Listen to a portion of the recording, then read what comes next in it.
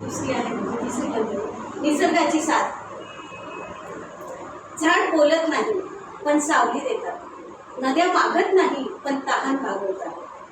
पृथ्वीचं नातं आहे आईसारखं, सतत देते पण मागत काहीच नाही.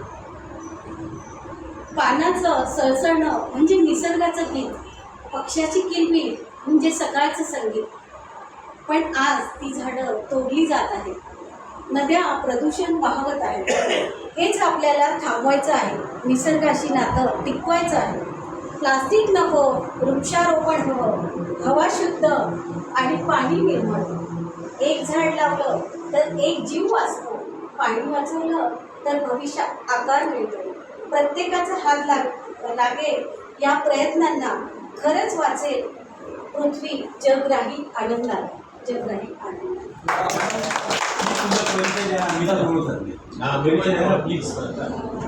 मी छोटंसं व्यक्तिमत्व आहे, दिसायलाही उंचीलाही आणि सगळ्याच गोष्टींमध्ये तुमच्यापेक्षा खूप छोटी आहे. माझं नाव प्रीती मोरे.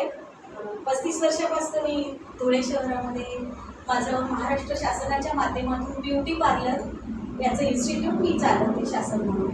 मागच्या वर्षी जरा तब्येतीचा इश्यू होता म्हणून मी आता थोडं अजून उशिरा कामाला लागणार आहे, पण सातत्य कामामध्ये आहे. त्यामध्ये SC, NT, OBC या मुलींसाठी मी फ्री प्रशिक्षण दिलं आहे आणि त्यांना स्टायपेंड देखील शासनाचा मिळवून देऊन त्यांना स्वावलंबी कसं व्हावं याच्यावर मी प्रयत्न करून त्यांना कर्ज प्रकरणं त्यांची मंजूर करून दिली आपण.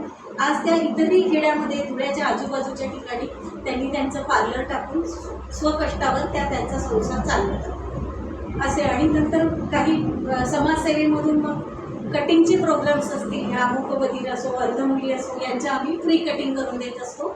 तो एक कार्यक्रम मी दरवर्षी घेत असते, जिथे मला मिळेल चांगल्या मुलींच्या कटिंग्स वगैरे. एकंदरीत त्याच्यातून आपली एक समाजसेवा आणि आमच्याकडच्या ज्या विद्यार्थिनी असतात त्यांनाही एक प्रॅक्टिस मिळते. स्वार्थ आणि परमार्थ. परमार्थ जेव्हा करतो ना, खरं सांगायचं तर परमार्थाबरोबर स्वार्थ पण असतोच माणसाचा, कुठे एकच आहे.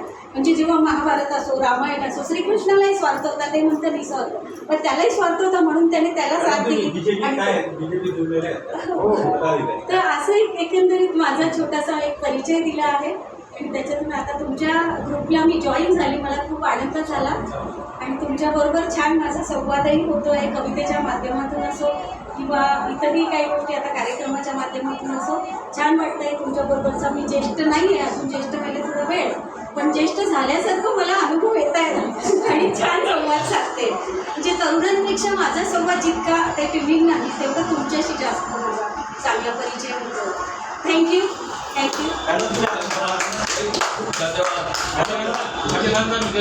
झाडांवर 2-3 कविता सादर केल्या.